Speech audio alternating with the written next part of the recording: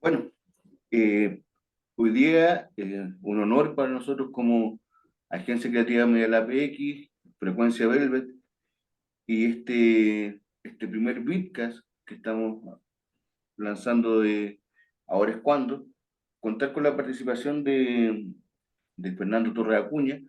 Fernando Torre Acuña fue el último director en ejercicio de un proyecto maravilloso que en algún momento brilló acá en el sur de Latinoamérica, que era la Universidad de las Artes y las Ciencias Sociales, pero él está formado en las ciencias de la comunicación, tiene mucha experiencia en el campo de la semiótica, la comunicación estratégica, la comunicación política, en la docencia, en la investigación, y ha participado de distintos estudios tanto a nivel nacional como internacional.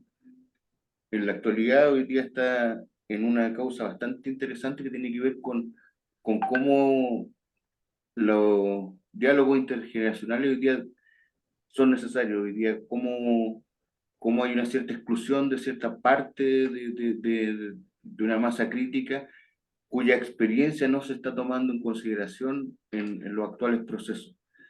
Así que sin más, vamos de, de inmediato a conocer cuál es la mirada y cuál es la visión del hoy de Fernando. Hola Fernando, ¿cómo estás? Un gusto tenerte acá con nosotros en Ahora es Cuando. Hola Luis, me siento muy agradecido de esta conversación. Es siempre muy gratificante poder poner estos temas eh, a la palestra, relevarlos, ¿no? Profundizarlos, porque efectivamente, como tú señalabas, eh,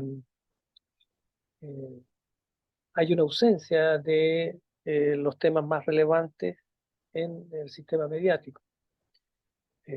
Y también en gran parte de lo que se fue consolidando como las redes sociales mediatizadas, ¿no? Tecnológicas. Entonces, resulta gratificante poder compartir este espacio, reencontrarnos después de tanta agua que ha pasado por el puente, ¿no? Bajo el puente. Así que a entera disposición de- del diálogo abierto, eh, y con mucha especulación, por supuesto. Yo me gustaría partir hablamos de hoy día, se habla de la batalla cultural en muchas ocasiones, pero también existe una disputa semántica. ¿Cómo podríamos definir esa disputa semántica y cuál sería la relación con lo político desde tu punto de vista? Es- Son, es- son partes de un mismo problema, ¿no? Eh, y que tiene que ver con eh, finalmente la disputa del poder, ¿no? Donde hay ciertos segmentos sociales asociados a rangos etarios también, ¿no? Que quedan outside de esta disputa del poder porque sencillamente como grupos, ¿no? Etarios no están articulados bajo ninguna dinámica política. Recordemos que finalmente la expresión máxima de la política es el poder, ¿no? Entonces, eh, el mundo de los niños, ¿no? El mundo infanto-juvenil, ¿no? Y el mundo de los adultos mayores, ¿no? Están claramente fuera de ese espacio de disputa, no obstante que eh, son un actor importante en la sociedad. Mm, Se señala que en el 2050 los adultos mayores seremos bueno, o los que estén, ¿no? Eh, en torno de un 25% de la población en Chile. Nosotros hace mucho rato que tenemos una dinámica etaria de la pirámide de edades, ¿no? Muy similar a los países europeos, con todo lo que significa eso, ¿no? Entonces, ese mundo está invisibilizado y solo adquiere visibilidad cuando el mundo político los quiere involucrar, ¿no? En sus lógicas propiamente partidarias, ¿no? Como, como parte de un, un segmento, ¿no? A ganar para sus elecciones, pero que finalmente después pasan absolutamente desapercibidos.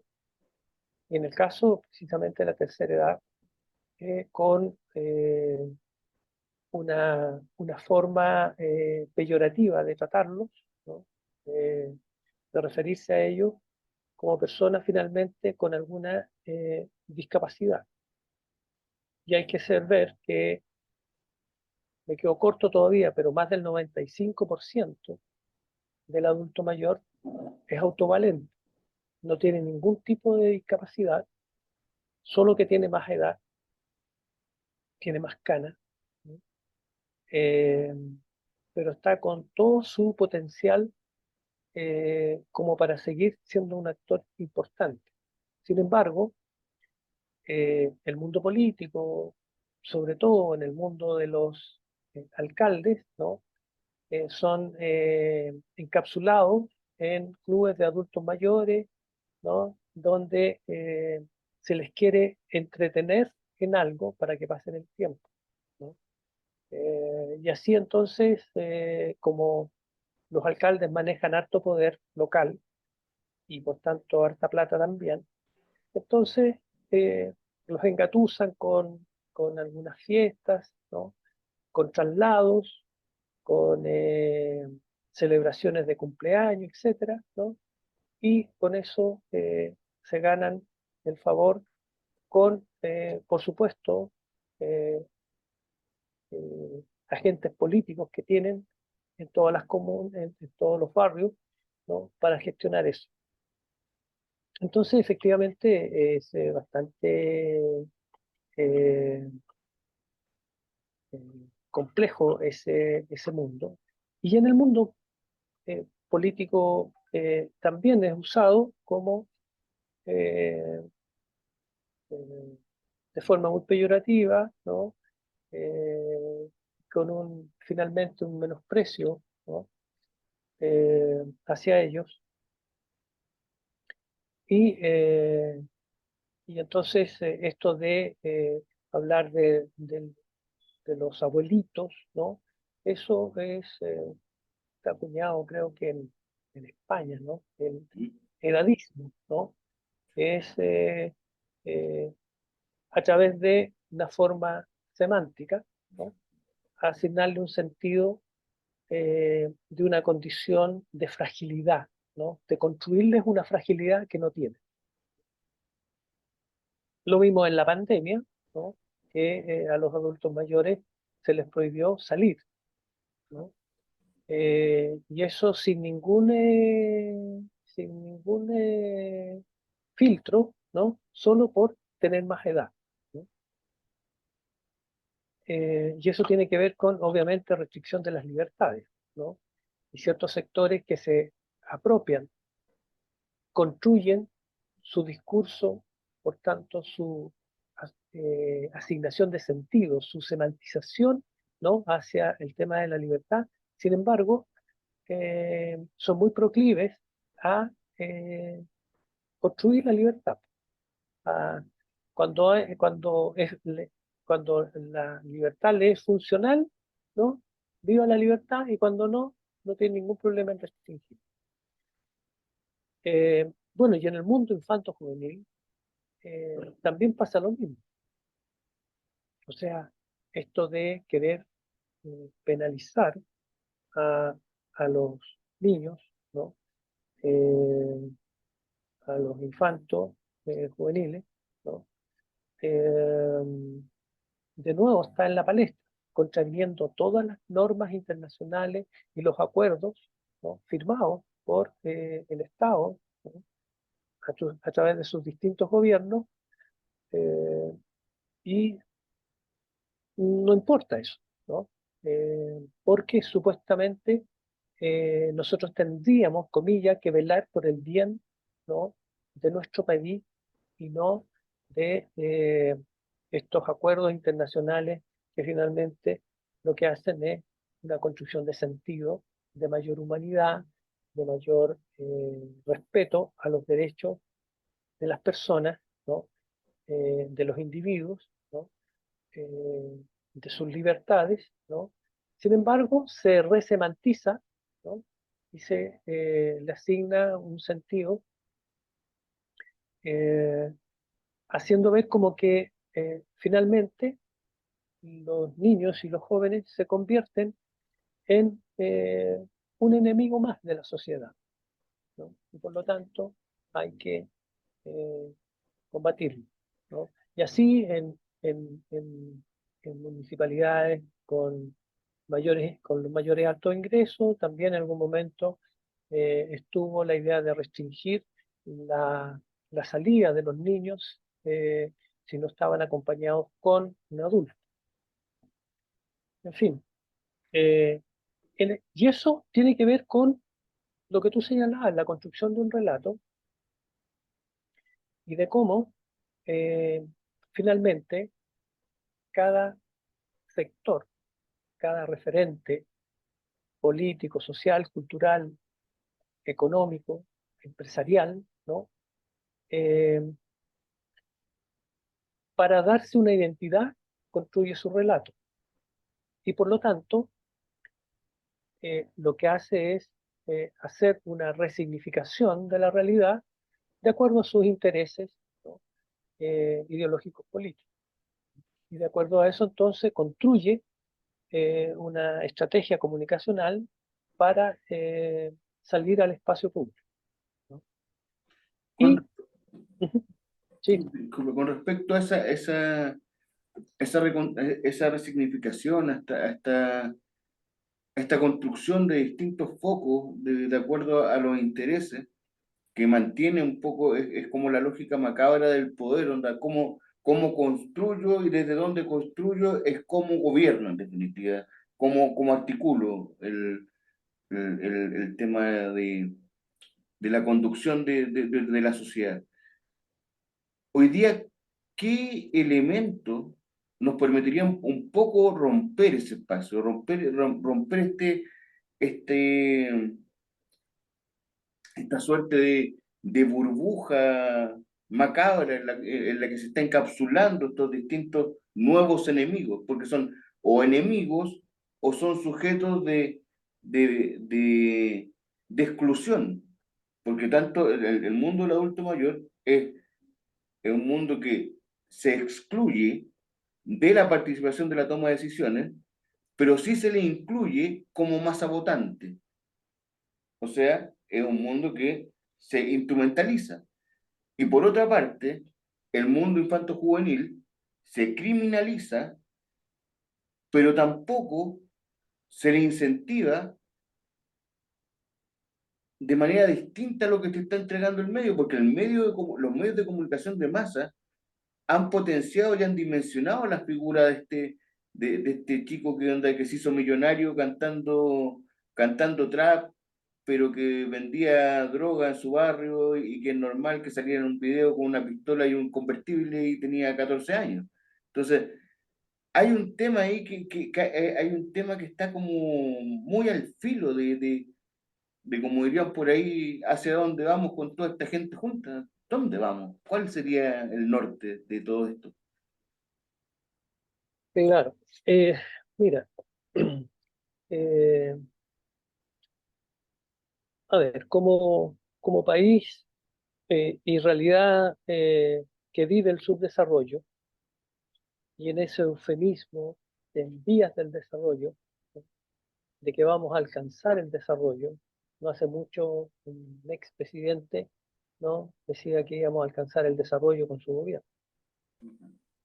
Entonces, ese es un, eh, es un decir, ¿no?, que finalmente está a mucha distancia, porque precisamente los actores que que tienen el poder y por tanto tienen la posibilidad de hacer los cambios estructurales en esta y en todas las sociedades eh, que vivimos en el mundo del subdesarrollo, eh, finalmente no le es funcional para sus lógicas de poder, ¿no?, que efectivamente nosotros alcancemos el desarrollo, ¿no? Porque en un país desarrollado, por ejemplo, el mundo empresarial no tiene las ganancias que tienen acá.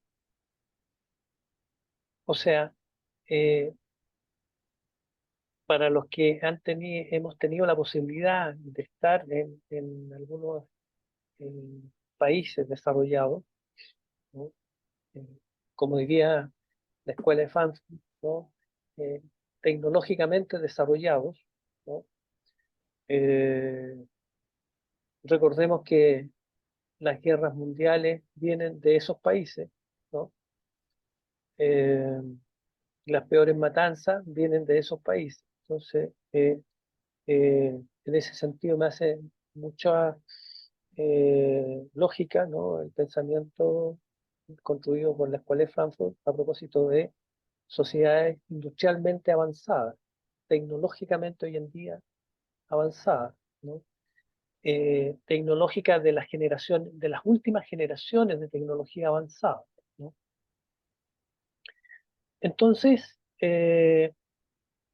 no hay un interés real de que las sociedades se desarrollen, porque eso inequívocamente tiene que llevar a una mayor igualdad, ¿no?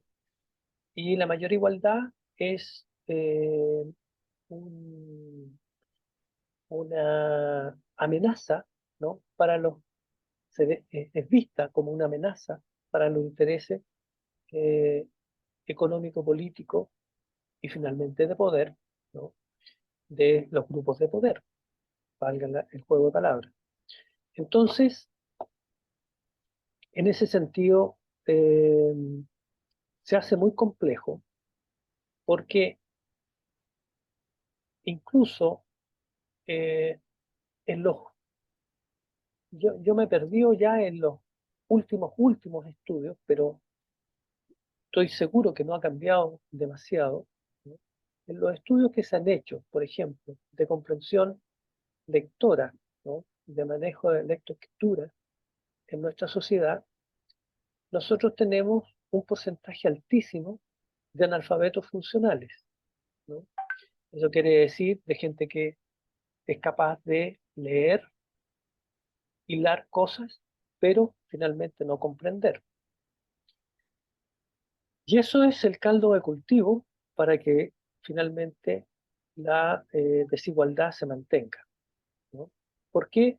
Porque ahí no va a haber nunca una construcción de un pensamiento crítico, ¿no? Más aún, el sistema mediático que está en el poder de los sectores económicos, finalmente, eso que retóricamente se llama la opinión pública es administrado por quienes detentan el poder y del manejo de los medios de comunicación. O sea, termina siendo, en vez de ser un periodismo crítico, termina siendo una agencia de relaciones públicas del pueblo. Absolutamente, absolutamente. Y por eso es que se da esta suerte de casi esquizofrenia, ¿no? De que hace un año atrás, o menos, ¿no?, teníamos en proyecto un tipo de proyecto de constitución, y hoy en día tenemos un otro tipo de proyecto de constitución diametralmente distinto, ¿no? Y eso es porque los grupos de poder, para decirlo más derechamente, la derecha más radical, ¿no?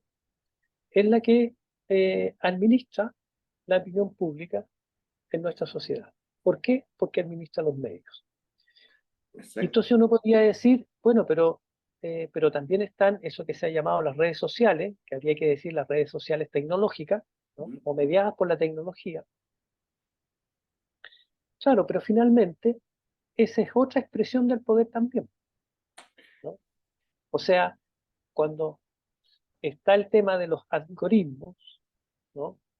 Y esto de que tú entras a una página o entras a ver algo o te interesó algo que pasó por tu dispositivo tecnológico, ya sea celular o computador, ¿no?